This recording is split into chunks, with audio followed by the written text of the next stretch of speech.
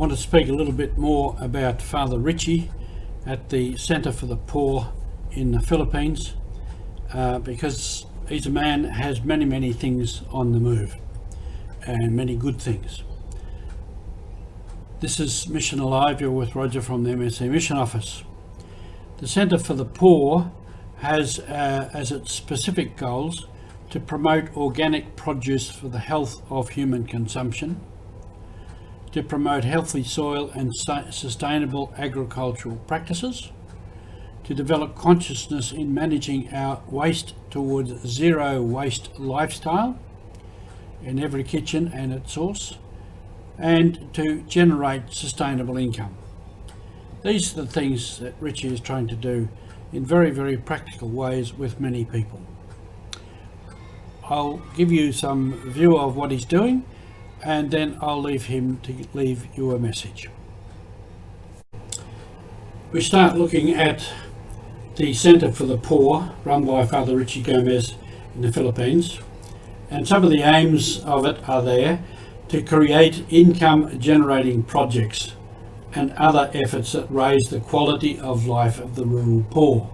This is a very big thing for the whole purpose of the centre, to look to the situation, the life of the poor, and to do something about it. To promote and the work of a technology that is appropriate, ecologically balanced and safe. And it must be able to save and use the traditional rice, corn and vegetable seed varieties that are not dependent on heavy chemical input. It's becoming a fact in our world that many of the big many big money interest people, big businesses, and businesses that supply seed are supplying only certain seeds, and the traditional seed stocks are dying out. So Richie there with his people want to maintain the traditional seed, and these are not dependent on heavy chemical input and are much more sustainable, and a lot of times a lot better for us. In this too, people jobless by COVID, we tried to provide food for work program, establishing water impoundings, developing farmlands, seedling production, fruit and trees, food processing and preservation, backyard livestock raising projects. So these are all things to help people through, but some of them are looking to the future, developing farmlands, seedling production, fruits and trees, particularly indigenous trees, and so on there. And in all of that, while people are working for Food for Work program, they are learning much that will help them in their lives. Youth Pandemic Food Assistance Program. A lot of people, as we know, were very short of food and income during the pandemic.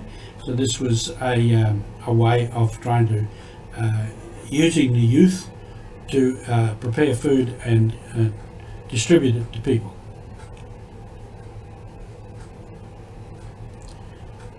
Protein source for free-range chickens. I'd never heard of this one, you know. Azolla. That's the plant there, and there on the lower left is the way they propagate it, just in a pond, and they have it there and fenced off to contain it.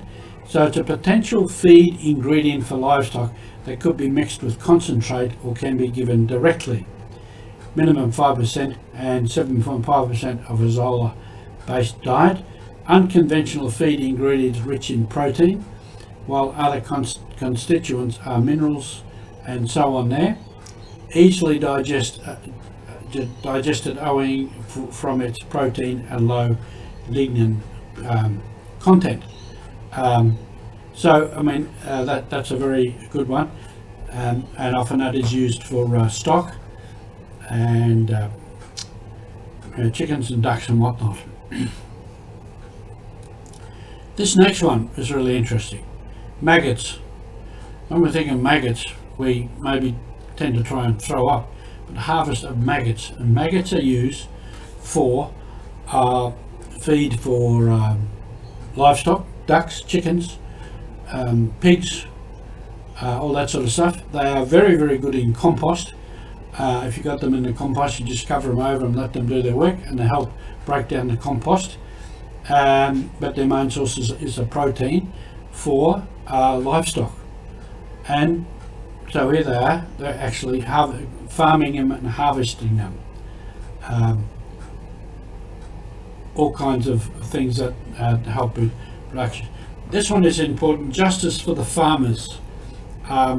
Again, for the farmers, the big business people can set the price of produce, and can actually make it very difficult for people to make a living, and also to preserve their own indigenous seeds for rice strains, etc. Generosity begets generosity. We know that. We believe in the value of sharing, in which that's what nature's work. Zero waste. Nature's work in a zero waste system. And a sharing and biodiversity of gifts, biodiversity of talents and experiences, and these symbiotic relationships of nature, we cannot deny that in our existence as human beings.